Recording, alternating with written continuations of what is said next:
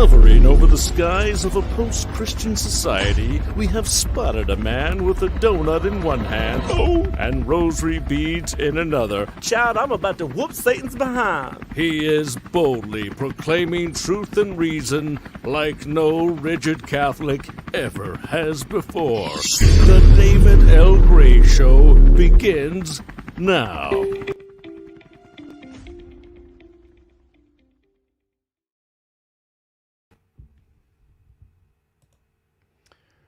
Welcome back into the David L. Gray Show, voicing truth and reason. Man, this is a live stream. I haven't done this like forever. Hope I remember how. As you come in, make sure you hit that like button. I'm trying to build up my YouTube channel back up and get this thing pumping again. So the YouTube algorithm is really pretty simple. If you like the video, YouTube will show it to other people to see if they like it. So the more you like the video, the more you comment, the more YouTube shares it. So like I said, it's a pretty simple algorithm, but it all begins with you hitting that like button. So I appreciate it. Got an interesting show for you today that I think is interesting. This is the influence of Freemasonry, the influence that Freemasonry has had, and the lasting influence that it's had on the United States.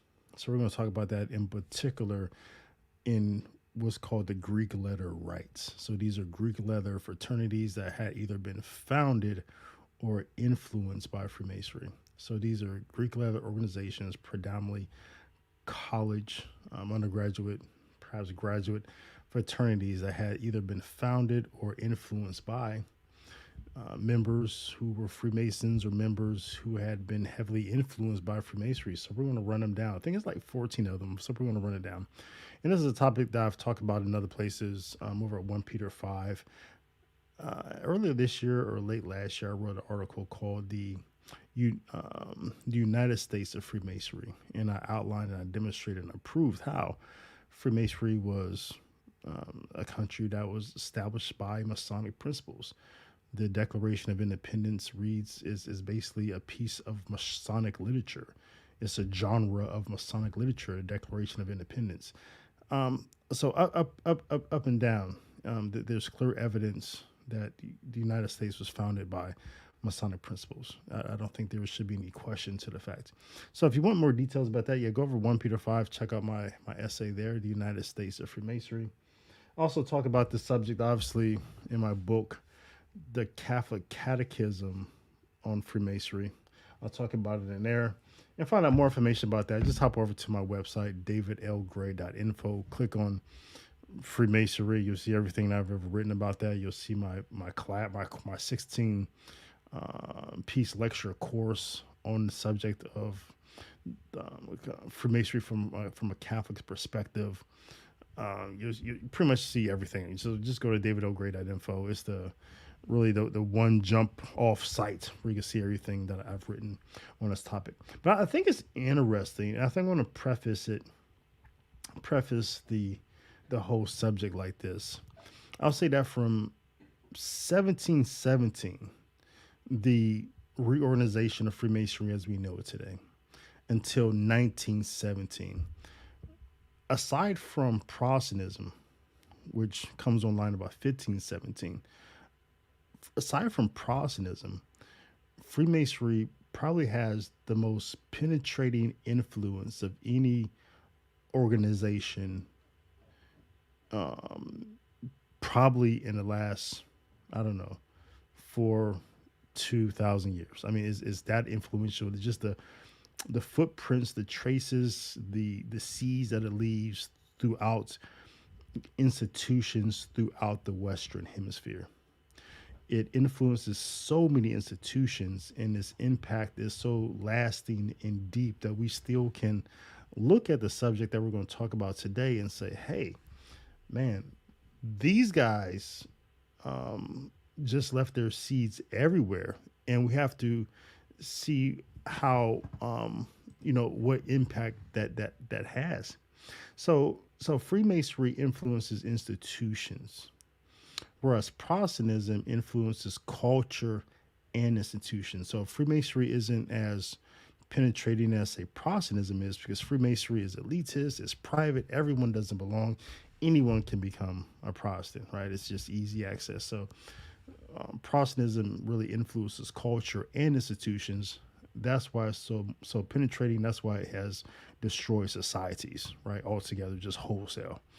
But Freemasonry just penetrates institutions.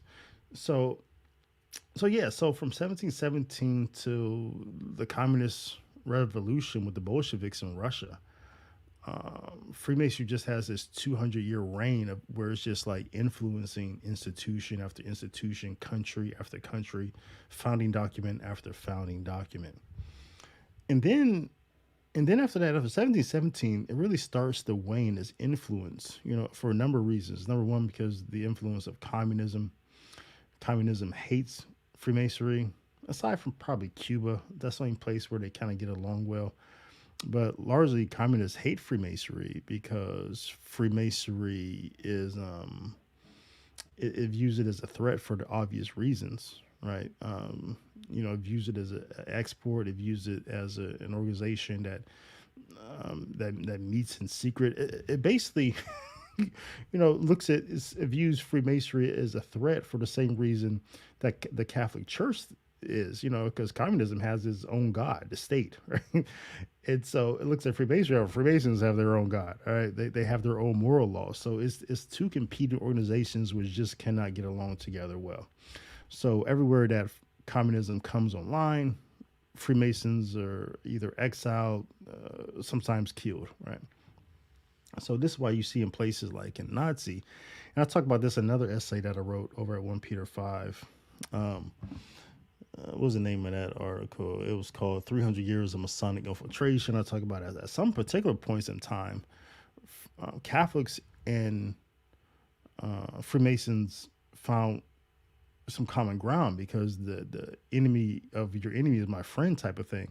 So in places like Nazi Germany, Catholics and Freemasons both they were working together in the resistance because it was a mutual enemy. So yeah, anyway, so for that reason, Freemasonry influence starts to wane after that. Their pool of money starts to wane after that. So less money, less influence. And so I kind of laugh at people today, when they see, and probably because I spent 10 years in Freemasonry, I have a different understanding of it. And so when I see people, talk about Freemasonry today, like Freemasonry is such a dangerous thing. The LGBT lobby, the Skittle lobby, and the technocracy, the dominance of tech in this world, has achieved things in the last 10 years that Freemasons could only have dreamed of in 200 years. The things that the LGBT group, that agenda, that program has accomplished in just a span of 10 years, they have their flag planted in nearly every country. You used to have to, for your flag to be planted in a country and be waved over the state house, you used to have fought a war, taking some prisoners and like taking over a country for the country to fly your flag over state houses. But the LGBT, nearly every country, their ideology is fully embraced. They have the benefit of law in so many countries. Freemasonry never achieved anything such as the dominance that we've seen with the LGBT group. There's been nothing like it. So, in the same with the technocracy, they own data. They know everything about us, and they can make people disappear. They can shut people down. They can silence people. So Freemasonry has never been able to touch anything, whether it's been a Grand Orient style of Freemasonry out of France and Italy, or whether it's been the more the covert type of Freemasonry coming out of England and Ireland. No, it's and the thing about funny thing about Freemasonry is that they're also they find there's another place where Freemasons and Catholics find common ground. Ironically, is that the LGBT agenda and the Technocracy agenda is both atheistic. There's no God. It's completely atheistic. It rejects God. Freemasonry believes strongly in that you have to believe in a God to be a Freemason. Their God is syncretic. It's weird, right? The grand architect of the universe. We reject that, but it's a God. It's a God-centered organization. Also has a strong moral law. Back when I was a Freemason, you'll get expelled or just blackballed if they find out that you're a skittle. So there's no tolerance for sodomy or things like that. So you hardly ever see a Grand Master who's not married. So it's a very family-centered type of organization. It's a Masonic family. It's a Masonic marriage. It's everybody, like Pope Leo the 13th said, your kids, everyone, belongs to this organization. So we reject it, but they're very family-centered. So they reject the whole LGBT ideology, right? So yeah, it's a very weird time, right? But as I said, what we're talking about today is still, so Freemasonry's influence is, it's not even something to be measured today. It's silly to even talk about about Freemasonry as something that's influencing. So yeah, you still see Freemasons here and there. Yeah, they're in the Vatican and all that, but their influence it's not even there compared to the LGBT and the communists. But one of their lasting influences, we just see it everywhere. Like I said, in the Constitution, throughout this country, United States. But here in this talk, I'm going to demonstrate that one of their other lasting influences is in the Greek letter rites, right? So we're going to run them down one by one. There's about 14 of them, all right? And I got this information largely from a few sources, and I'll list them for you here. Freemasonry and the Development of Greek Letter Fraternities by David Stafford. It's a piece essay that he wrote in the Tennessee Lodge of Research back in 2007. An essay called Freemasonry, the Greeks, and Stepping.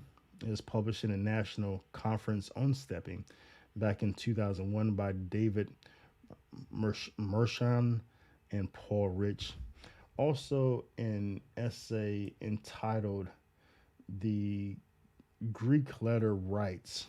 It was compiled by Jace A. Gentile. He was a Master Mason, or he is a Master Mason perhaps, and it was published in a Scottish Rites publication. All right, so let's take a look at this first one. So we're going to start with Phi Beta Kappa. So Phi Beta Kappa, they were a Greek letter fraternity that was started in 1776. So the year of when the revolution started, the American Revolution started. The American Revolution ends in 1781. The Yorktown is the famous battle for that. What was the code word? Rochambeau or something like that. Yeah, so a lot of people know that story. So they started that year, December 5th, 1776. A group of undergraduate students attending the College of William and Mary in Williamsburg, Virginia. They met informally at the Raleigh Tavern. They had decided to establish an organization that was unlike any other fraternal group on campus. Their organization would be dedicated to the promotion of friendship as the basis and benevolence and literature as its pillars. The group eventually would be named Phi Beta Kappa Society, a fraternity that many credit with the tradition of American college naming themselves after Greek letter initials and secret Greek mottos. So hence the Greek letter fraternities was started here by Phi Beta Kappa, or at least many people give them credit for so, back in 1776. So what many people do not know is that Phi Beta Kappa's origin had strong Masonic influence. So 1776, England, of course, is exporting, Freemasonry to the United States. Freemasons had been in this country long before 1776. So a lot of people who fought on both sides of the American Revolution, Freemason against Freemason. Okay. So, so it's interesting in that sense. You had Freemasons who believed in the crown, and you have Freemasons who, especially in the United States and France, who United States were aligning together to fight against the crown. Okay. And so it's very interesting. I get more of that into my book, so I won't really go into that here. But so just note that this is 1776. A lot of Freemasons are in the country. Some of them are undergraduates at William and Mary College. So when the principal founder, John Heath, he was not a Mason. John Heath, he's a principal founder of Phi Beta Kappa. He was not a Freemason because he's in college, but he was only 15. So, but another co-founder, Thomas Smith, was a Freemason. So Smith belonged to Williamsburg Masonic Lodge before he joined Heath as a founding member of Phi Beta Kappa. So he's a Freemason before he becomes a member of Phi Beta Kappa. So within the next year, 9 of the founding members of Phi Beta Kappa went on to become Freemasons. And over a dozen of the subsequent 50 members would also become Freemasons in the upcoming years, in the years to come. So in today, Phi Beta Kappa, that's really just your who's who fraternity. It's a who's who. You're talking about Supreme Court justices. I mean, Peyton Manning. I think it's largely an honor society, right? They also, you find women in there. So, but it's anybody. It's just a who's who in the United States. They have 284 active chapters across the United States. And since its founding, over 150 similar organizations would emerge on college campuses across the country, with several of them being established by Freemasons. So another one that was, let me see. The Acacia Society, Acacia Fraternity, is really one that was clearly Masonic from the very beginning. Acacia, the word acacia, Freemasons used the sprig of acacia from an evergreen tree throughout its important Masonic ceremonies. And the Master Mason degree is because the people who had, in the Master Mason degree, the builders of King Solomon Temple, one of them is killed. The 3 ruffians, Jubilum, the 3 Jews, they kill this Hiram Abiff character, and they bury him in the brow of a hill. And when King Solomon sends out some more fellow crafts to find what had happened to Hiram Abiff, who's like the master builder of the temple, he's the Master Mason on the work site, and they kill him. They're trying to get the secrets of a Master Mason. The secrets of a Master Mason, differs whether you're a continental or Anglo Freemason. The secret obviously differs. But the point here is to the sprig of acacia. So more fellow crafts goes find out, hey, what happened to, they send him find out what happened to Hiram Abiff. They find him buried on the brow of a hill. In the noting where he's buried, they see this sprig of acacia. Okay, so acacia. And also, so the sprig of acacia, also you find it used in Masonic burial rites. So they're always going to put a sprig of acacia in the casket of their deceased brother. It's an evergreen. It denotes eternal life, just life that never ends. So there's a lot of symbolic meaning to the sprig of acacia, both in ritual and both in just the symbolism of life after death. So this is Acacia Fraternity. It was founded at the University of Michigan, Ann Arbor on May 12, 1904 by a group of 14 Freemasons. In the beginning, membership of the fraternity required the student to be a master mason in good standing. So initially, when it first started, you could not join unless you're a master mason in good standing. However, due to the decline of undergraduate masons at the end of the 1920s, we're talking about, the depression is coming online. People are going to war also. So there's a number of reasons why membership begins to drop.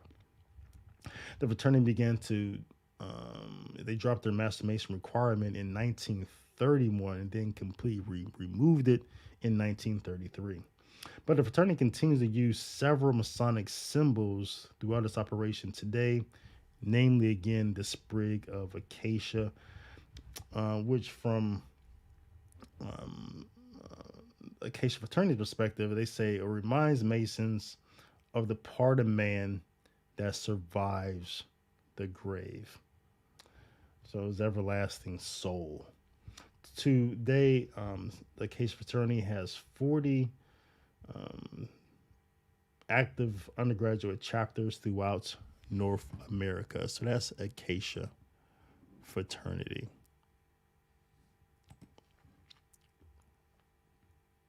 And hello everyone also that's in the chat. I'm going to see some of the usual suspects here. So Maggie, my friend Brianna, Camille says, Mr. Gray, you're a treasure for Catholics interested in learning truth about Masons and their errors. I appreciate that. That means a lot to me, that I don't try to share the myths. I try to share the actual information. So the other one, so the next one we're going to look at is Tau Kappa Epsilon. And notice how, and we're going to take a look at a lot of these symbols as well, a lot of their coat of arms. Notice in Tau Kappa Epsilon, notice the all-seeing eye. Notice that the lamp. You're going to keep seeing this lamp in a lot of these fraternities. The lamp, stars, or some of the common features, and also illumination. You'll see these things in almost every single one.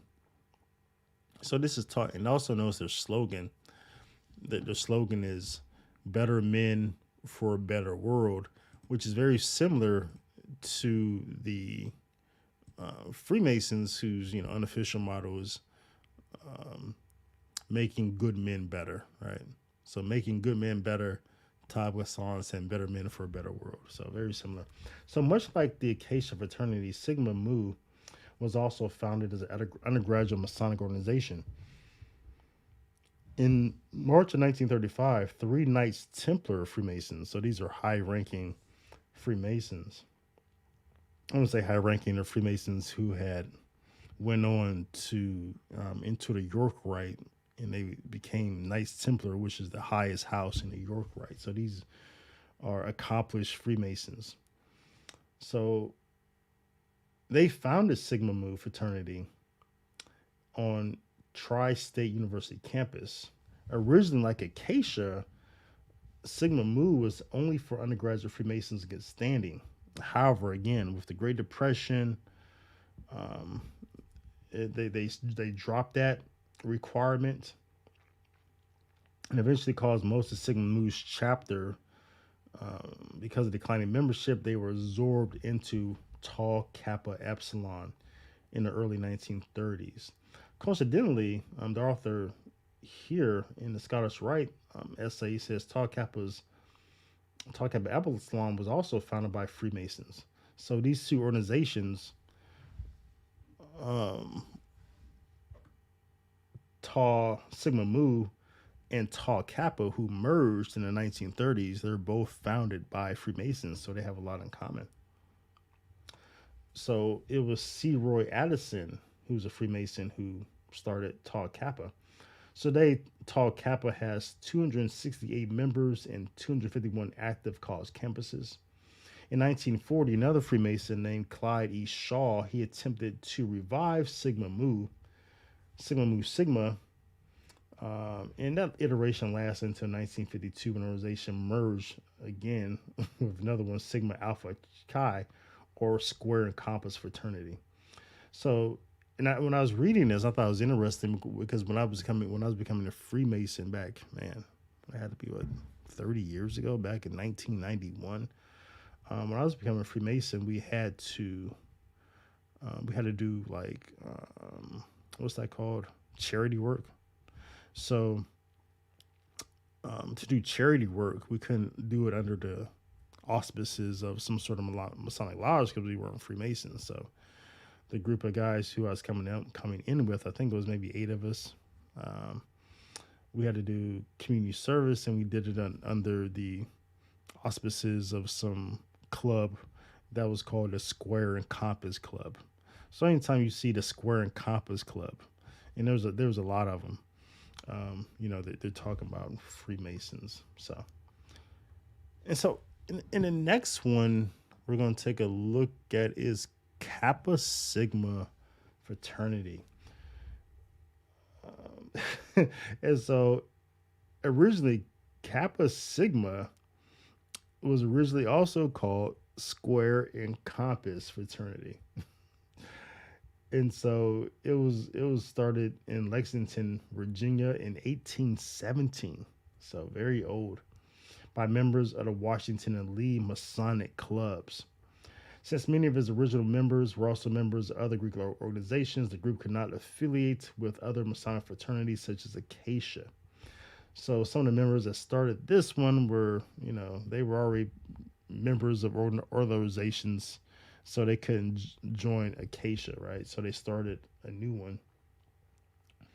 So during the year, however, World War I broke out, and all of its founding members either joined the Army or the Navy. And those who returned to Washington Lee's campus would reactivate the fraternity in 1919. And the fraternity underwent a vigorous expansion program in 1920. Throughout the next decade, the organization would charter 57 chapters and initiate over 5,000 members. But then the Great Depression happened, and then World War II caused the fraternity to lose chapters and eventually reduce them into only one existing chapter on paper. There was a Master Mason by the name of Dr. William Mosley Brown who kept the charter and official documents. And so eventually Sigma Alpha Chi reemerged in the late 1940s. In 1952, Sigma Alpha Chi and Sigma Mu Sigma, who we just talked about, would merge into an organization known today as Sigma Mu Square and Compass. The exception was the Lambda chapter at Elon University in Elon, North Carolina, which would be incorporated and become Lambda chapter of Kappa Sigma Fraternity in 1973. Kappa Sigma Fraternity's ritual was written by one of their founders in 1970 by a man by the name of Stephen Alonzo Jackson, who was a Freemason from Virginia. So we're on our 4th fraternity now, I think 4 out of 14. And so we're seeing the trend here. And also look at the coat of arms for Kappa Sigma Fraternity, a brotherhood like no other. Of course, they have the stars, but really no other common elements that we'll see with some of the other fraternities, such as the lamp and the all-seeing eye, or any points of illumination. So now let's take a look at the next one, Sigma Nu. So Sigma Nu established after James Frank Hopkins was raised to the Master Mason degree in 1868 at Mount City Lodge, number 67 in Lexington, Virginia. During his 3rd year at Virginia Military Institute, VMI, so after witnessing hazing incidents and other fraternities on VMI campus the following year, the author is saying that here that James Frank Hawkins was inspired to create a similar organization which would better represent a fraternity life than what was on his campus. So he doesn't like the hazing that's going on, so he wants to start his own thing. He's a Master Mason. So on January 1st, 1869, Hopkins, along with fellow undergraduates and Confederate Army Civil War veterans, Greenfield Quarles and James Riley, they established the Legion of Honor, which would become Sigma Nu. Today, Sigma Nu continues to impart teachings of Freemasonry into its undergraduates in 184 chapters on the college campuses throughout the United States. So they have a total membership, undergraduate membership, of 230,000 estimated right now. And so here's Sigma Nu. This is number 5, another organization that's imparting Masonic teachings. They're not a Masonic lodge. They're no way affiliated with a Grand Lodge, so we can't call them formally Masonic or Freemasons, but they have a ritual and a teaching that's influencing undergraduates on campus. So these undergraduates may never go on to become Freemasons, but these young men, 18, 19, 20, 21, have received teachings through their undergraduate fraternity that are aligned with Masonic principles. So that's what's going on here.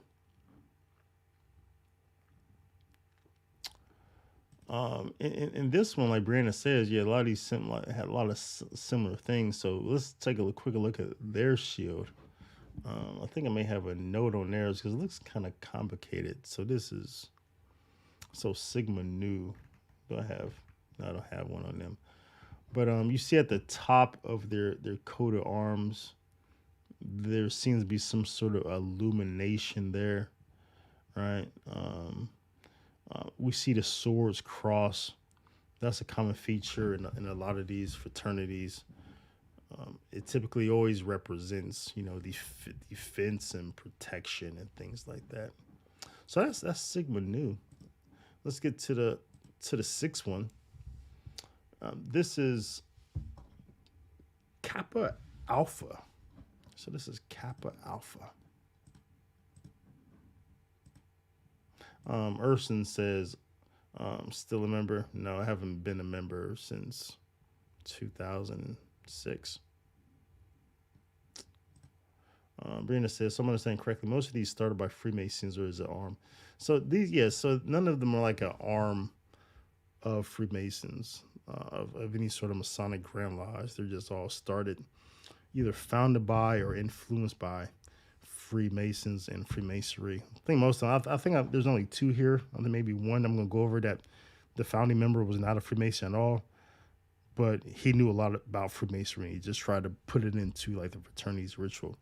But the only one that you'll ever hear about, like having any sort of formal relationship with some sort of Grand Lodge, is probably the Acacia Fraternity.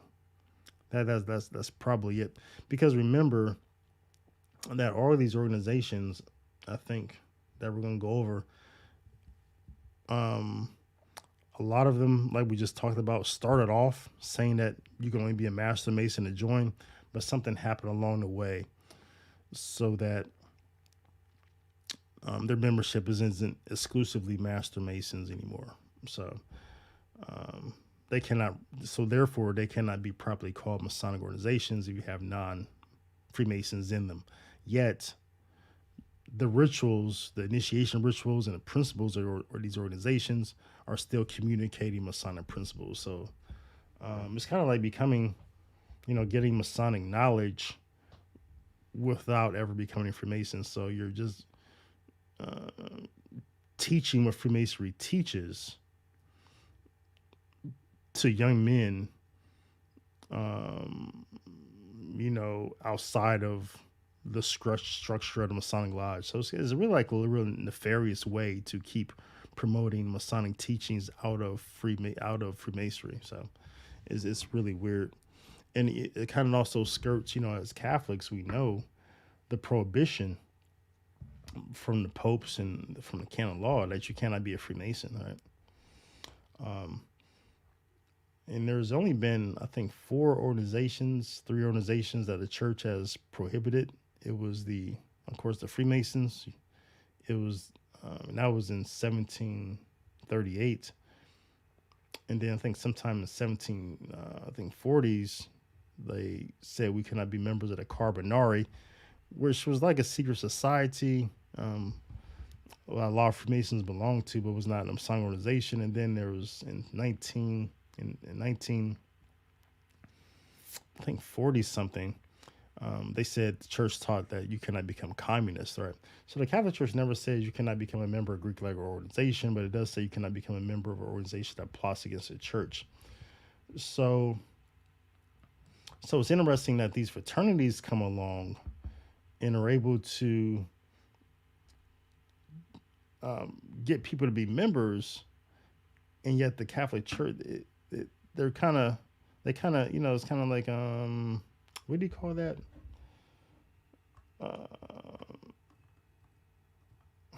What do you call that when there's a law and then you find like a loophole? Yeah, kind of like a loophole, right?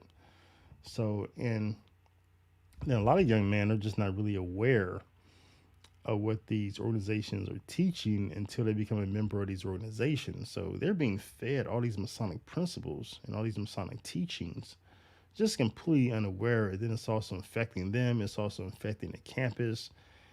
And so, yeah, it has some degree of influence. We just don't, loophole. Yeah, it has some degree of influence. It's really interesting.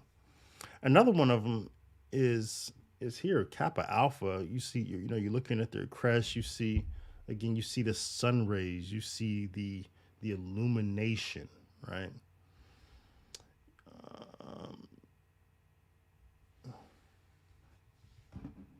I think that's the only. I don't think that's a. Is this Kappa? Yeah, Kappa Alpha. And so their colors are their crimson red is supposed to represent blood sacrifice. The color gold is supposed to represent the money spent on defense of country. The crest worn on the helmet. Oftentimes you'll see this helmet, right? We'll see that. That's supposed to designate their leader, right? And the leader also has a battle axe that he's holding, right? So he's striking out against their foes. So the Kappa Alpha, also known as Kappa Alpha Order, it was established in Washington Lee University in Lexington, Virginia in 1865. All right. So James Wood and 3 other students originally established the fraternity as Phi Kappa Chi. However, the local chapter of Phi Kappa Psi protested the new fraternity's name was too similar to theirs. During their lives, all 4 original founders were Master Masons, and Wood belonged to the Moorfield Lodge in Moorfield, West Virginia. In 1866, the ritual was written by Samuel Z. Amen, who had been made a Master Mason as well, so making him the practical founder of Kappa Alpha Order. Amen later stated, this is what he says in quotes, "I drew heavily upon my experience as a Master Mason in crafting a new ritual. Their ceremony of initiation utilizes various symbols from the York Knights Templar organization." And we're talking about this Freemasons would call these degrees the degrees of chivalry. So, the helmet, the crest, all these knighthood things. Amen is saying he drew from that, as well as symbolism from just the craft degrees, which are the first 3 degrees. So they openly admit that their ritual came from, various Masonic degrees.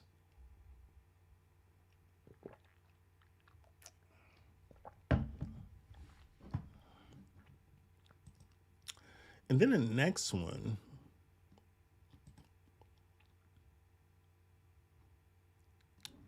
this one is Lambda Chi Alpha.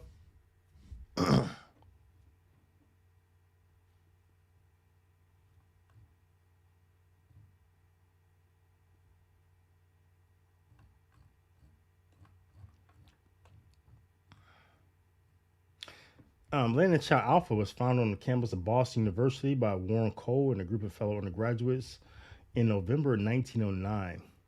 The fourth largest fraternity in North America with 280,000 members spread across 218 university campuses internationally.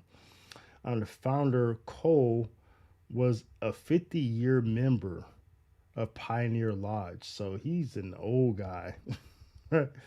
um, so more significantly, founders the fraternity's ritual was written by a Freemason named Jack Mason of Philadelphia Lodge in Pennsylvania.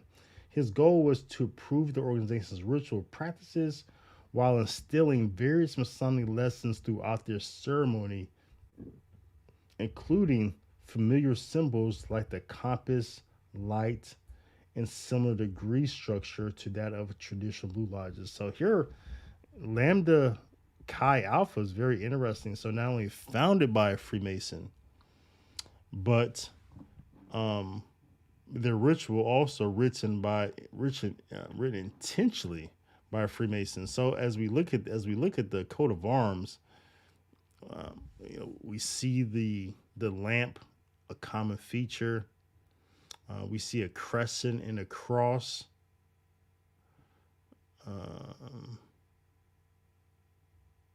We see the crown. Also, we see from the crescent and the cross, we see the illumination and the light. Again, a common feature. So they're really hitting everything here with their coat of arms. Alpha Phi Alpha. I talked about this before in the video I did when someone asked the question, can you be a Catholic and also belong to a Greek-led organization? We talked about Alpha Phi Alpha in another one that I get to. So Alpha Phi Alpha, look at their coat of arms. Again, you see the knighthood. Also, you see the illumination with the torches. So that they're hitting some of the common themes here. So Alpha Phi Alpha was was arguably the first Greek letter fraternity established for Black Americans. It is not the first Greek letter fraternity that consisted largely of Black Americans. That would be Sigma Pi Phi, but that one was more professional. It was like all doctors who started that one, so professionals. But as far as undergraduate go, it would be Alpha Phi Alpha, founded at Cornell University in 1906. So the principal founder, Charles Poindexter, met with 15 students, which included Vetner Tandy, who was a Freemason from Lexington, Kentucky, and George B. Kelly, who's also a Freemason. So of his 15 founders, 2 of them are known to be Freemasons, probably others. So the organization held its first initiation of its new members in a Masonic lodge in Ithaca, New York. So the author here in this piece says the legend has it that while the Masonic lodge, while in the Masonic lodge, they opened up the lockers and used various Masonic regalia that was found inside in order to enhance their own ritual. So they're here initiating their new members. Like, hey, let's go use some stuff from the Freemasons in our ritual to enhance it. Very interesting. So the fraternity also used many Egyptian things, such as the Great Sphinx of Giza in the regalian symbols. Today, the fraternity has over 400 charter collegiate chapters with more than 250,000 members. A lot of the who's who in Black American history belong to Alpha Phi Alpha. You name the person, they either belong to Alpha Phi Alpha or probably Omega Psi Phi, which we'll get to shortly. But another predominantly black fraternity was Sigma, Phi Beta Sigma. Phi Beta Sigma. Phi Beta Sigma, it was founded on the campus of Howard University in Washington, D.C. in 1914 by three black male students. Although it is unclear as whether the organization was directly started by Freemasons, the founder, Langston Taylor, was an active Freemason, but it's not known whether he's a Freemason before or after they started Phi Beta Kappa. Although the organization does mention that its practices are based upon Masonic influence. So this is something that they openly admit. So again, you look at the coat of arms, you see the dove, you see the stars, you see the illumination, the light. Again, we see the common themes. We also see the handshake of fellowship. I think we saw that here with tall Kappa Epsilon. You see the same handshake. Even a lot of the same symbols is tall Kappa Epsilon. So you got the books, you see open books, you got the idea of scholarship.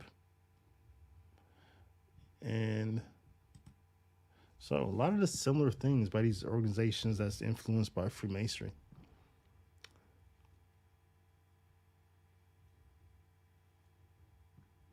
And we'll get the Phi Alpha Omega. So Phi Alpha Omega is a co-ed service organization. Was founded on the principles of fellowship derived from Freemasonry and from Scouts law of the Boy Scouts of America. So the founder, Frank Reed Hurton, and 14 other undergraduates founded the fraternity in 1905 at Lafayette College in Easton, Pennsylvania. So Horton was a Master Mason. He became a Master Mason in 1918 in Western Star Lodge number 37 in Norfolk, Connecticut.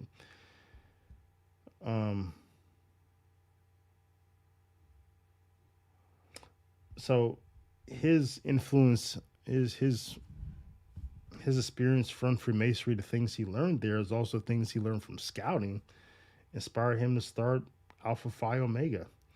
Since its founding, organization has become one of the largest fraternities in the United States with 350 chapters and 400,000 members.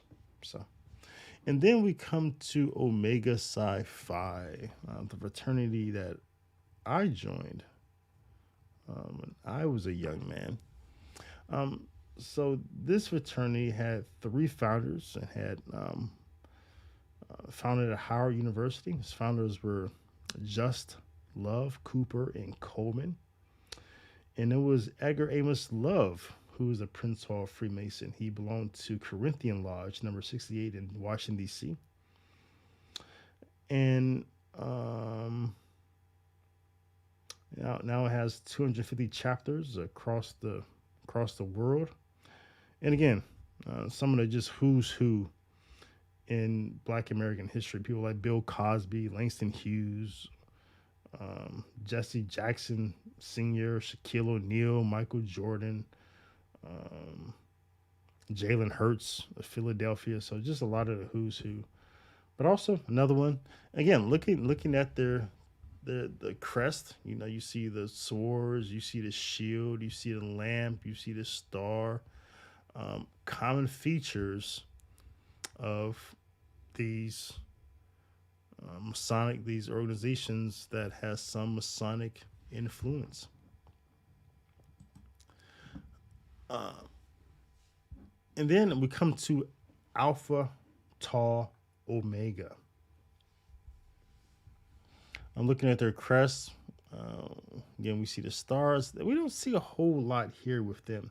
But this organization, this is the organization, this is the fraternity which was not founded by Freemasons. But it was heavily influenced by Freemasonry because the founder, Otis Allen Glazebrook, the author here says he was often intrigued by the medieval mysteries and Masonic lore.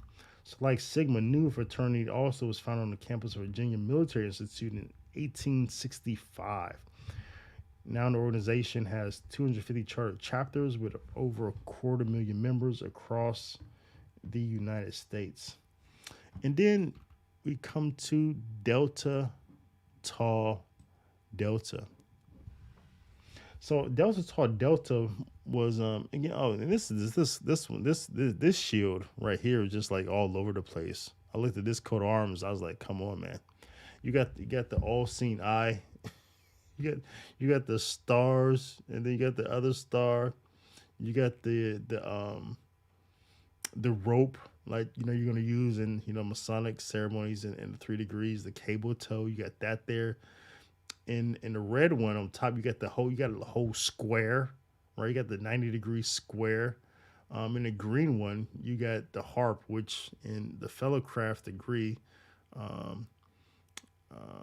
music is one of the liberal arts that you want to emphasize there in that degree. So this whole coat of arms is just there's really nothing original about it. They kind of looked at the look at the ritual of the 3 degrees. Hey, let's take this. Let's take all these things and put them in our crest. Is really quite obvious. But this fraternity was founded through it's really interesting. So it looks like some people came together. There was some sort of literary society on Bethany College that's known as the Neo-Trophian Society.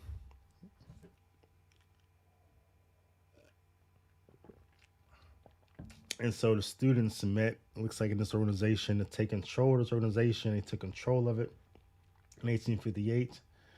And then so after they take the control of this literary organization, they rewrite its charter. They rewrite the charter and constitution and name and badge and ritual and motto. They just reform the whole thing. And they become Delta Tau Delta. So among these 8 men was a Freemason named William R. Cunningham, who was influential in developing a ritual and constitution which contains Masonic language and symbolism. So today the fraternity has almost 140 chapters on campuses across the United States. And in the William R. Cunningham, I hate to see the ritual of this fraternity, because if this is what he did with his shield, just completely borrowing everything from Freemasonry that he can think of and just throwing it on here, I can't not imagine what's in their ritual of initiation. I mean, what is it? It has to be off the hook. And then there's Pi Kappa Phi. Looking at their shield, again, you see the lamp. Very common feature. It's for illumination. It's for light. It's for knowledge. You see the stars here. You see a square, a 90-degree square. It's like the square compass, and you see the swords. All right, so nothing original here. It's just more of the same. That we see all these organizations that's influenced by Freemasonry and are teaching Masonic principles to young men. So the founder, Lawrence Harry Mixon, is a Master Mason. He's from Charleston, South Carolina. And he aided in founding Phi Kappa Phi, and also wrote the organization's ritual, which was influenced by his Masonic background, the author says. Mixon, along with 2 fellow undergraduates, founded Phi Kappa Phi on December 1904 on a college at Charleston in Charleston, South Carolina. Originally, a fraternity was known as Nu Phi, which stood for non-fraternity. But today, the organization has more than 170 chapters with more than 113,000 lifetime members. And then our last one that we're going to get to is a sorority. So up until this moment, we just been talking about fraternities for men. So we'll also throw in a sorority here of women. So, just to demonstrate that men's fraternities were not the only ones being influenced by Masonic principles. Also, you have women. So the 15 founding members of Phi Omega Pi were all members of the Order of the Eastern Star. So the Order Eastern Star, back when this sorority has started, your Eastern Stars would only have been either Master Mason's wife, his mother, sister, or daughter. Those are only people. Those are only type of people that can become Eastern Star. A close blood relation to a Master Mason. So all of these women were Eastern Stars, and they go on to start this fraternity, Phi Omega Pi, in 1922 on the campus of University of Nebraska. The organization was originally known as Abiff, which means sister in Hebrew, and was exclusive to undergraduate Eastern Star members. In 1933, the organization dropped the Masonic requirement, and again, we've seen this as a common theme. The Great Depression happens, wars happen, and then because of that, because of low enrollment, they dropped the requirement. All right. And then afterwards, they were granted, once they dropped that requirement, they became mainstream, which means they were accepted into the National Panhellenic Council of North America. And then later that same year, 1933, the organization was absorbed two other sororities, Sigma Pi Beta and Sigma Omicron. And then in 1946, an organization was absorbed into Delta Zeta sorority, which has over 100, and today has over 160 collegiate chapters, nearly 250 members, including,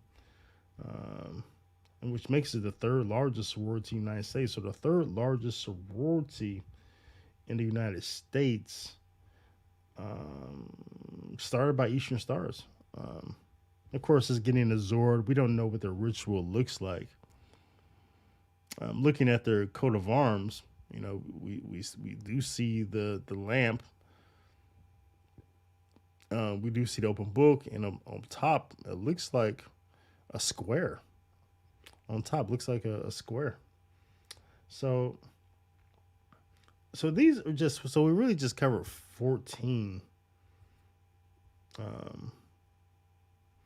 of Greek letter fraternities and sororities, but there are like so many. I think I'm close to being here for an hour. We could have went on for like much longer, right? But the ones we mentioned are the ones that are the largest. They're on the most campuses, and they've been around the longest. So these are your predominant ones.